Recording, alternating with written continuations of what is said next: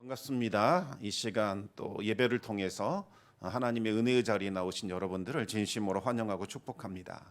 우리는 지난주에 이어서 계속 룻기를 묵상하고 있습니다. 지난주에 말씀드렸던 내용을 간략하게 한번 다시 말씀을 드리겠습니다. 오늘 우리 읽은 이 룻기는 사사 시대를 배경으로 하고 있습니다. 사사들이 이 다스리던 때에 이 베들레헴 땅에 아주 큰 흉년이 들었습니다. 베들레헴은 떡집이라는 뜻을 가진 이 곡창지대인데 이곳까지 큰 흉년이 들었다면 이스라엘은 지금 아주 어려운 상황입니다. 이곳에 하나님을 왕으로 섬기는 가정이 있었습니다.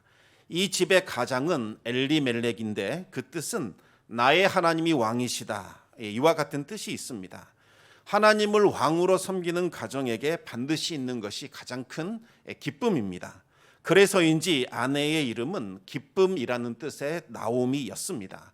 그리고 하나님의 그 가정에 보석이라는 뜻을 가진 말론과 완전하다라는 뜻을 가진 기련이라는 두 아들을 주셨습니다. 그런데 이 베들레헴 땅에 기근이 찾아오자 엘리멜렉은 재산을 모두 정리한 후에 가족들과 함께 하나님이 주신 그 땅을 버리고 모압으로 떠나게 됩니다.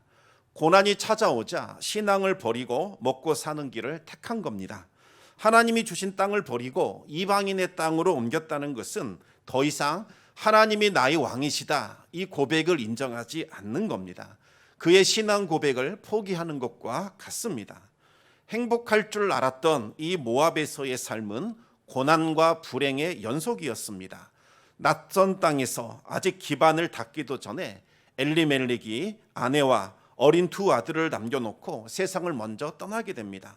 나오미는 아무 연고가 없는 낯선 이방 땅에서 졸지의 과부가 됩니다. 당장 어린 두 아들을 키워야 하기에 슬퍼할 겨를조차 없었습니다. 두 아들이 어느 정도 이제 장성하게 되자 서둘러서 결혼을 시키게 됩니다. 같은 민족에게서 며느리를 찾기 원했지만 그럴 수 없었기에 모압 지방의 이방 여인을 며느리로 맞이하게 됩니다. 새 며느리를 얻었으니 이제 우리 가정은 앞으로 나아질 것이다, 이와 같은 기대를 가지고 있었지만 어찌된 일인지 상황은 더욱더 악화되었습니다. 두 아들마저 아이를 남기지 못한 채 모압 땅에서 죽게 됩니다. 내 힘으로 먹고 사는 문제를 해결하겠노라, 더 이상 하나님을 의존하지 않겠노라. 그래서 하나님의 그 땅을 떠났던 결과는 너무나도 참혹했습니다. 10년이라는 이 짧은 시간 동안에 모든 남자들은 죽고 이제 3명의 과부만 남게 됩니다. 이방 땅에서 아무것도 가지지 못한 채 돌봐줄 수 있는 남편이 없는 채로 이 과부로 살아간다는 것은 그 땅에서 사형 선고를 받은 것이나 마찬가지였습니다. 그런데 그러던 중에 하나님께서 이스라엘을 돌보주셔서 그들에게 양식을 주셨다는 소문이 들려오기 시작을 합니다. 나오미는 이 선택의 여지가 없었습니다. 그래서 고향 땅으로 돌아가기로 결심을 하게 됩니다. 그러자 2명의 그 며느리들이 함께 따라가겠다고 따라 나서기 시작합니다. 베들레헴은 나오미에게는 고향이지만 이 며느리들에게는 낯선 이방 땅입니다. 앞으로 며느리들이 받게 될 시련과 고난을 생각하니까 도저히 데려갈 수가 없었습니다. 그래서 나오미는 며느리들에게 친정집으로 돌아가라고 권면하게 됩니다. 그러자 첫째 며느리 오르바는 작별 인사를 하고 친정집으로 돌아갑니다. 하지만 둘째 며느리 룻은 나오미를 따라 나서게 됩니다. 나오미는 다시 한번 룻에게 고향으로 돌아가라고 권면했지만 룻은 신앙 고백을 하면서 하나님의 백성이 되기로 결단하고 나오미를 따라 나서게 됩니다. 이 룻의 진심을 확인한 나오미는 더 이상 아무 말도 하지 않고 이 룻과 함께 베들레헴으로 돌아오게 됩니다. 베들레헴을 떠날 때에는 풍족하게 나갔지만 돌아올 때는 빈손으로 돌아오게 됩니다. 나오미의 이 삶은 하나님을 떠난 결과로 쓰디쓴 고통의 삶, 이 마라의 인생으로 곤두박질 쳤습니다. 하지만 나오미가 자신의 잘못을 인정하고 하나님께로 돌아오자 하나님은 나오미를 기쁘게 받아주셨고 그녀에게 은혜의 손길을 베풀어 주셨습니다. 이 사실을 암시하는 구절이 지난 시간에 우리 함께 읽었던 룻기 1장 22절 말씀이었습니다. 나오미가 하나님께로 돌아오기로 결단하고 모압을 떠나 베들레헴으로 왔을 때가 바로 보리추수를 시작하던 때였습니다. 이 보리추수 때라는 것은 단순히 그들이 언제 돌아왔는지 시간을 알려주는 시간적 배경을 의미하는 것이 아닙니다. 하나님께서 이스라엘의 들판에 주신 이 풍성한 풍요로움을 상징합니다.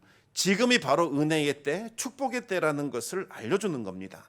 나오미와 룻은 이제는 내 힘으로 문제를 해결하며 살아가던 모압이라는 삶의 방식을 버리고 이제부터서는 하나님의 은혜를 덧입는 하나님의 방식을 따르기로 작정하며 하나님께로 돌아왔습니다.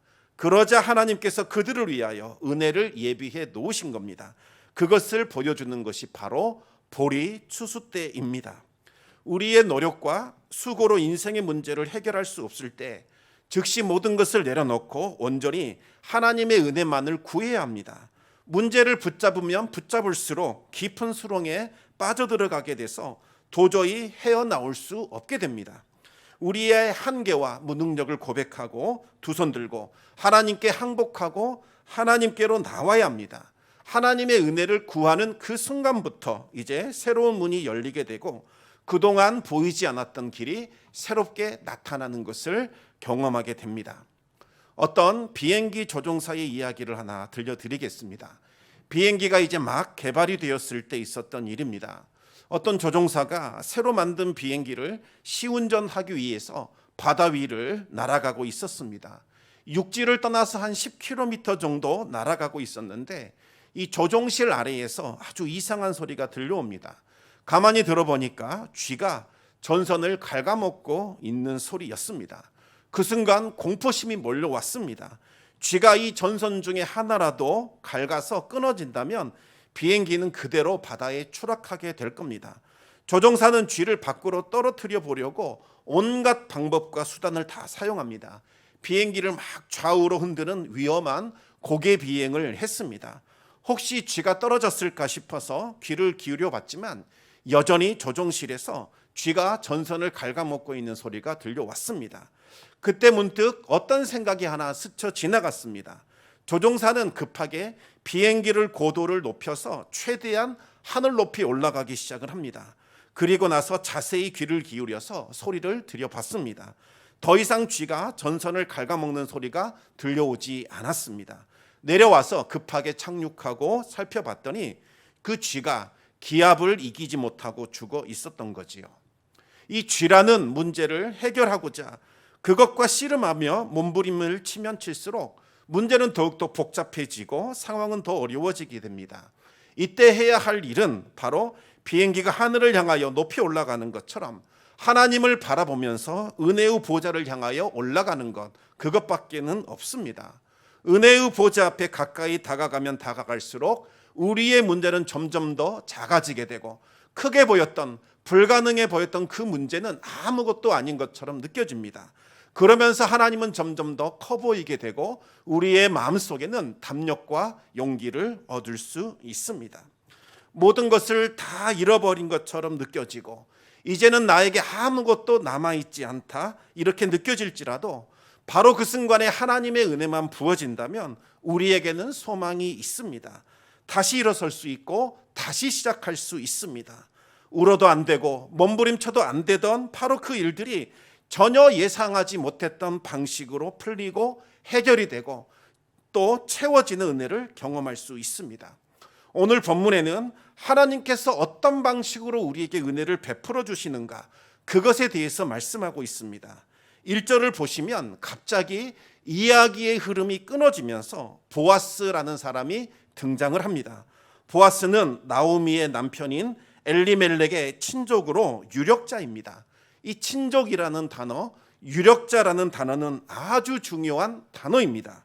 친족이라는 말은 파산을 당해버린 그 친척의 거덜난 그 기업을 돈으로 사서 회복시켜 주어야 하는 위치에 있는 그 사람을 뜻하는 단어입니다. 또 유력자라는 말은 재산이 많을 뿐만 아니라 덕망을 갖추어서 그 사람을 등이 회복시켜 줄 수 있는 그와 같은 사람이라는 뜻을 암시하고 있습니다. 나오미가 그동안에는 내 힘으로 문제를 해결하며 살아가던 그 모압의 방식을 다 버리고 이제는 오직 하나님의 은혜를 덧입어 살아가는 하나님의 방식을 따르기로 결단하며 하나님께로 돌아왔을 때에 하나님은 그들에게 보리 추수 때를 예비해 주셨습니다. 그런데 나오미의 며느리인 모압 여인 룻이 하나님의 은혜만을 사모하면서 믿음으로 들판에 나아갔을 때에는 하나님께서 보아스와의 만남을 통해서 그녀에게 은혜를 베풀어 주십니다. 구체적으로 어떻게 이 은혜의 사건이 일어나게 되는지 말씀을 통하여 살펴보도록 하겠습니다. 우리 같이 한번 2절 말씀을 함께 읽어보겠습니다. 모압 여인 룻이 나오미에게 이르되 원하건대 내가 밭으로 가서 내가 누구에게 은혜를 입으면 그를 따라서 이삭을 줍겠나이다 하니 나오미가 그에게 이르되 내 따라 갈지어다 하매. 지금 비록 나오미와 룻이 은혜의 땅으로 돌아오기는 했지만 아무것도 남아있는 것이 없었습니다. 생존할 수 있는 유일한 방법은 남의 밭에서 이삭을 줍는 것입니다. 다른 사람이 도와주는 그 도움, 그 은혜를 통해서만 살아남을 수 있습니다. 룻은 나오미의 허락을 받아 이제 이삭을 줍고자 밖으로 나갔습니다. 어쩌면 우리에게 이것이 당연하게 보일 수 있습니다. 그러나 이것은 결코 쉬운 결단이 아닙니다. 크게 세 가지 측면에서 룻이 허탕을 칠 것이 분명하기 때문입니다. 첫째로 지금은 사사시대입니다. 사사시대의 가장 큰 특징은 하나님을 왕으로 모시지 않고 자기 소견에 따라 옳은 대로 행하며 살았습니다. 당시 사람들은 하나님의 율법을 무시한 채 자신의 소견에 옳은 대로 사리사욕을 취하며 살아가고 있었습니다. 율법의 규정에 따르면 가난한 사람들은 추수가 다 끝난 밭에 나가서 떨어진 그 이삭을 주어 생계를 유지할 수 있었습니다. 하지만 이 사사시대의 밭 주인들에게 율법은 이미 잊혀진 지 오래였습니다. 율법을 지키는 사람을 거의 찾아볼 수 없었습니다. 오히려 이 밭주인들은 이삭을 줍는 그 가난한 사람들을 차갑게 대하거나 멸시하기 일쑤였고 심지어 이삭 줍는 것 자체를 금지시켰습니다. 두 번째로는 이 룻이 바로 모압 출신의 여인이었다는 점입니다. 2절을 보시면 룻을 모압 여인 이렇게 특별히 강조하고 있습니다. 유대인들은 모압 족속을 멸시하면서 상종조차 하지 않았습니다. 베들레헴은 큰 도시가 아니었기 때문에 누가 누구인지 금방 알 수 있었습니다. 룻이 베들레헴으로 온 지가 얼마 되지 않기 때문에 사람들은 그 낯선 이방 여인을 보면서 아, 저 사람이 룻이구나, 저 사람이 이방 여인이구나 금방 알 수 있었습니다. 남편도 없고 시아버지도 없는 모압 여인인 룻이 업신여김을 당하며 배척당할 것은 분명한 사실입니다. 이방 여인이 남의 밭에 들어가서 이삭을 줍는다는 것은 거의 불가능에 가까운 일입니다. 세 번째로 지금은 추수 때입니다. 가난한 사람들이 밭에 떨어진 이삭을 줍는 것은 추수 때가 아니라 추수가 다 끝난 후에야 가능합니다. 한창 추수가 바쁠 때에 이삭을 줍는다면 추수하는 데 큰 방해가 될 겁니다. 그리고 땅에 떨어진 이삭을 주운 것인지 아니면 애써 추수해 놓은 곡식단에서 이삭을 몰래 훔쳐간 것인지 알 수가 없어서 그것 때문에 시비가 일어나게 됩니다. 그래서 추수할 때에는 이삭을 주울 수 없고 추수가 끝난 후에야 이삭을 줍도록 되어 있습니다. 따라서 지금은 추수가 한창이기 때문에 이 시기에 모압 출신의 이방 여인이 남의 밭에 들어가서 이삭을 줍는다는 것은 거의 불가능한 일입니다.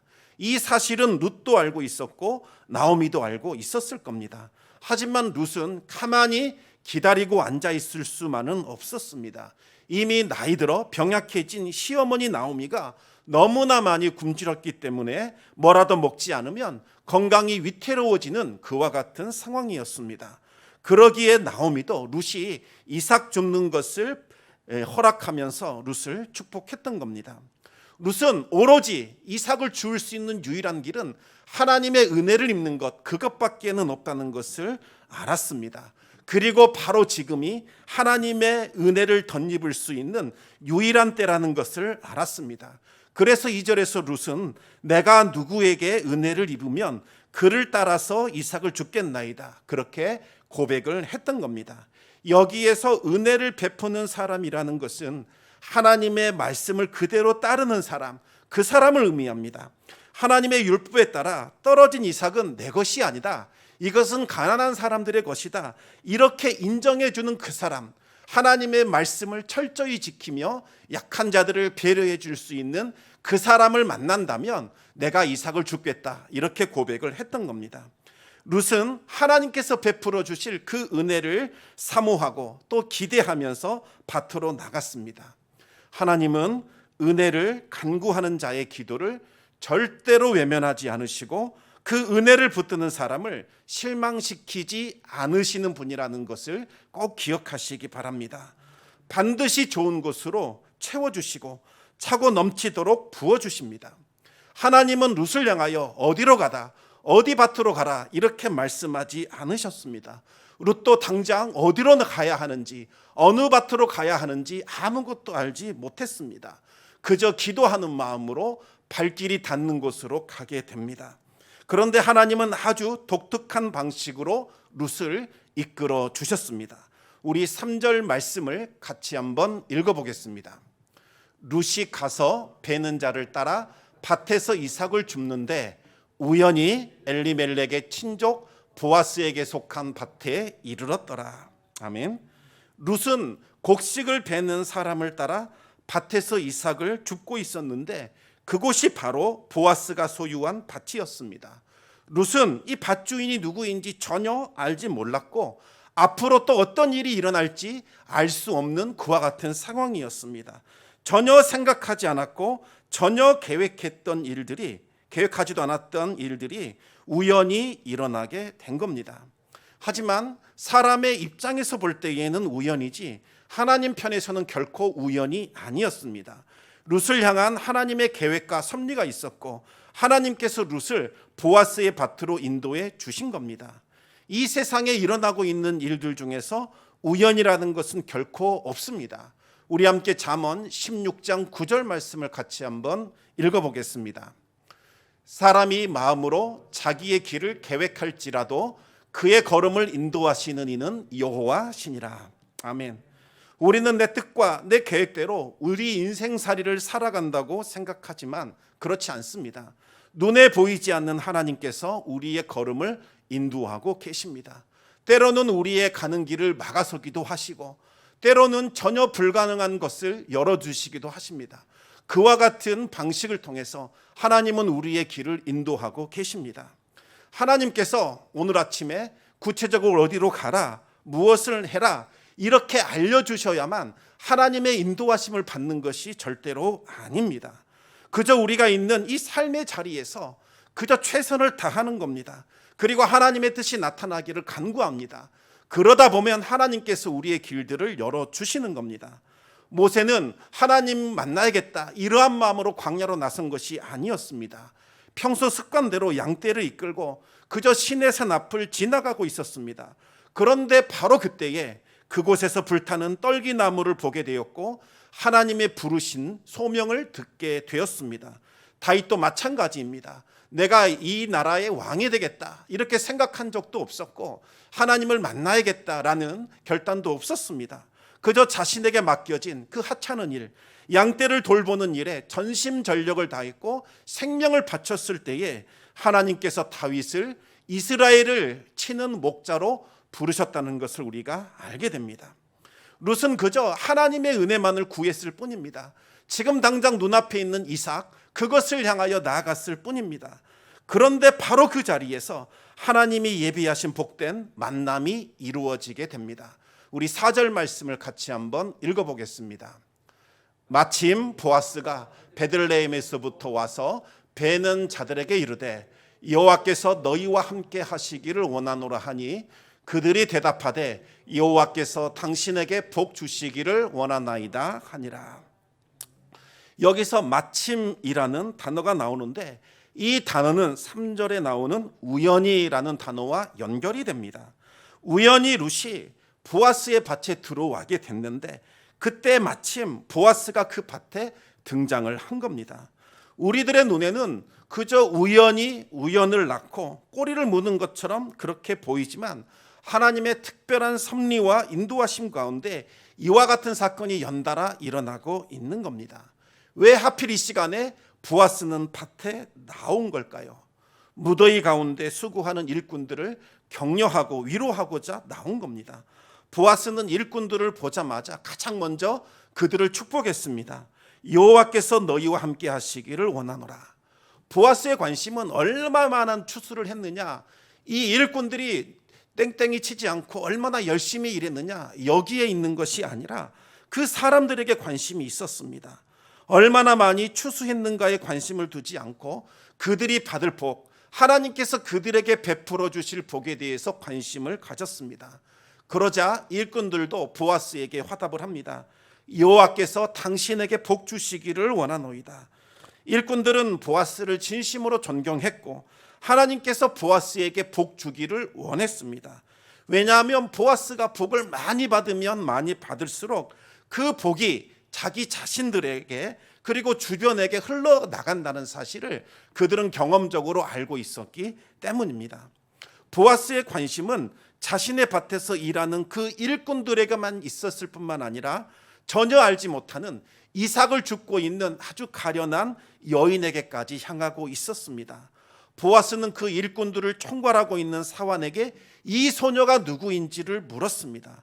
사환이 말하기를 나오미와 함께 모압에서 돌아온 바로 그 모압 소녀라고 소개를 하게 됩니다. 단 사이에서 떨어진 이삭을 주어도 되느냐라고 요청해서 허락을 해줬더니 아침부터 와서 잠깐 집에 들어가 쉰 것 말고는 지금까지 계속해서 이삭을 줍고 있다는 것을 알려주게 됩니다. 어떻게 보면 지금 이 사환은 룻에게 이삭을 줍도록 허락한 것, 이것은 월권행위라고 할 수 있겠습니다. 사환이 할 수 있는 것은 추수가 끝날 때까지 기다려야 한다 이렇게 말하든가, 아니면 우리 주인 보아스가 오면 내가 물어보겠다, 그때까지 기다려라 이렇게 말했어야 합니다. 하지만 사환은 보아스가 올 줄을 몰랐기 때문에 자신의 뜻대로 허락을 했습니다. 하나님께서 이 사환의 마음을 움직여 주셔서 롯에게 은혜를 베풀어 주신 겁니다. 사환은 보아스에게 이 룻의 성실함에 대해서 칭찬을 하게 되었고 그 말을 들은 보아스도 감동을 받게 됩니다. 보아스는 이 룻을 향하여 딸 이렇게 부르면서 친근하게 대해 주었습니다. 그러면서 룻에게 세 가지 은혜를 베풀어 줍니다. 첫 번째는 이삭을 주울 수 있도록 보장해 주었습니다. 보아스는 이삭을 주우려고 다른 사람의 밭으로 가지 말고 이곳에서 일하는 그 소녀들과 함께 있으라고 허락해 줬습니다. 이 소녀들이 하는 일은 추수한 사람들의 뒤를 따라가면서 그들이 베어놓은 그 줄기를 묶는 그와 같은 일들을 하는 여인들이었습니다. 이제는 더 이상 눈치 보지 말고 우리 밭에서 일하는 일꾼들과 동등한 위치에 서서 당당하게 이삭을 주우라고 그렇게 배려를 해준 겁니다. 두 번째도 보아스는 안전을 보장해 줬습니다. 들판에서 홀로 있는 이 젊은 여인은 그 지역의 남자들로부터 겁탈을 당할 수 있는 위험에 처해 있었습니다. 또 남편이 없다는 사실이 알려졌을 때에 그 위험성은 더욱더 커지게 됩니다. 특히나 이스라엘이 가장 혐오하는 모압 여인이라는 것이 알려진다면 희생될 가능성이 아주 높아지게 되는 거지요. 만약 희생당한다 할지라도 이 홀로 된 이방 여인은 자신의 억울함을 호소할 방법이 없습니다. 보아스는 남자 일꾼들에게 이 여인을 건드리지 말라고 직권으로 엄격하게 경고를 했고 또 그 사실을 룻에게도 알려줘서 불안한 마음 없이 이삭을 주울 수 있도록 배려해 주었습니다. 세 번째로 보아스는 그녀의 필요를 채워주었습니다. 이 팔레스타인 지역은 물이 너무나 귀합니다. 그래서 우물이 있는 곳을 중심으로 마을이 만들어지게 되는 거지요. 그러다 보니 마을에서 멀리 떨어진 이 들판으로 갈 때에는 마을에 있는 그 우물의 물을 길러다가 들판으로 날라야 합니다. 뜨거운 떼약볕에서 일하다 보면 금방 목이 마르게 되기 때문에 이 물을 전담하는 소년이 계속해서 하루 종일 마을과 들판을 오고 가면서 물을 가져다가 날라야 하는 수고를 해야만 했습니다.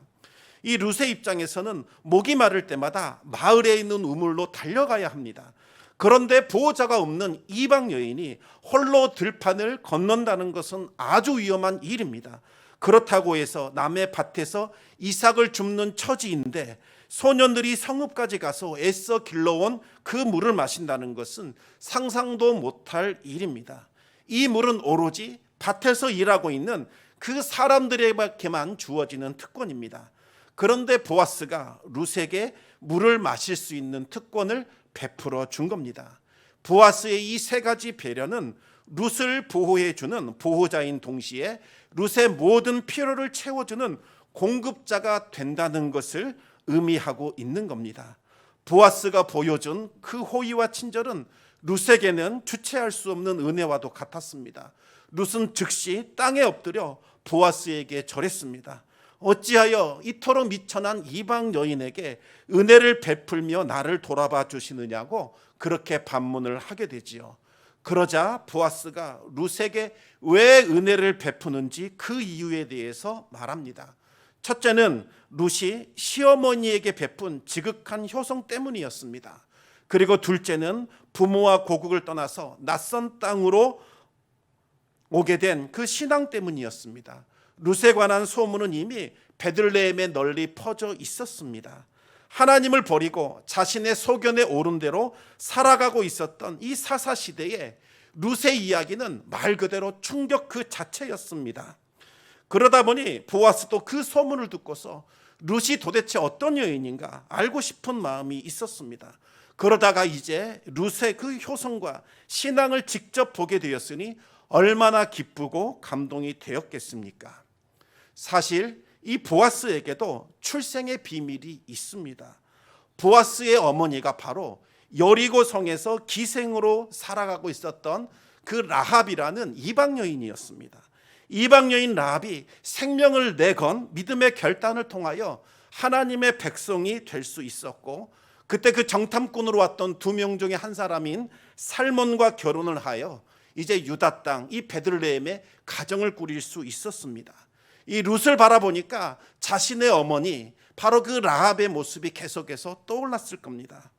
보아스는 룻을 축복하게 됩니다. 우리 12절 말씀을 같이 한번 읽어보겠습니다. 여호와께서 내가 행한 일에 보답하시기를 원하며 이스라엘의 하나님 여호와께서 그의 날개 아래에 보호를 받으러 온 내게 온전한 상 주시기를 원하노라 하는지라. 아멘. 하나님의 날개 아래에 보호를 받는다는 표현은 하나님께서 택하신 백성 이스라엘을 품어주시고 그들을 지켜주시고 보호해 주실 때 사용하는 표현입니다. 룻이 이제 언약의 하나님을 자신의 피난처로 삼았기 때문에 하나님의 그 자비하시고 긍휼이 풍성하신 은총의 날개로 이 룻을 덮어주시고 그녀에게 풍성한 은혜와 상급을 베풀어 주시기를 원하는 축복을 선포하고 있는 겁니다. 그러면서 보아스는 룻을 불러다가 일꾼들과 함께 떡을 먹을 수 있도록 해주었습니다. 이스라엘 지역에서 함께 식사한다는 것은 단순한 이 배고픔을 해결하는 것, 그것만을 의미하는 것은 아닙니다. 이 사람을 우리 공동체의 일원으로 받아들여준다는 의미가 있습니다. 이스라엘에서는 이방인들이나 세리나 죄인들과는 절대로 식사할 수 없도록 되어 있었습니다. 그래서 예수님께서 그들과 함께 식사했기 때문에 바리새인들로부터 엄청난 비난과 공격을 받으셔야만 했습니다. 그런데 이 베들레헴 지역을 주관하고 있는 가장 유력자인 보아스가 룻을 초대하여 함께 식사한다는 것은 아예 보아스가 이 룻은 우리 베들레헴 공동체의 일원이다, 이렇게 받아주었다는 사실을 공포하는 것과 똑같습니다. 그리고 식사를 다 마친 후에는 일꾼들에게 보리를 베면서 일부러 좀 많이 떨어뜨려서 룻이 이삭을 줄 수 있도록 하라고 배려해 주었습니다. 그리고 많이 줍더라도 절대로 꾸짖지 말라고 엄하게 당부했습니다. 그렇게 해서 룻은 저녁 늦도록까지 이삭을 줄 수 있었습니다. 얼마나 많은 양을 주었을까요? 오늘 본문을 보시면 룻이 주은 이삭의 양이 한 에바가 되었다, 이렇게 나옵니다. 이 한 에바는 지금으로 치면 대략 한 22리터 정도에 해당합니다. 무슨 말이냐면 20kg짜리 쌀 한 가마니를 부으면 한 22리터 정도 들어가게 됩니다. 광야 시절 한 가족이 하루치 먹을 양식으로 하나님께서 주신 만나의 양이 한 오멜이었습니다. 오멜이 10개가 모아지면 에바가 되는 겁니다. 그렇다면 이 에바는 대략 한 8명의 대가족이 열흘 동안 세 끼를 먹을 수 있는 충분한 식량이라고 볼 수 있습니다.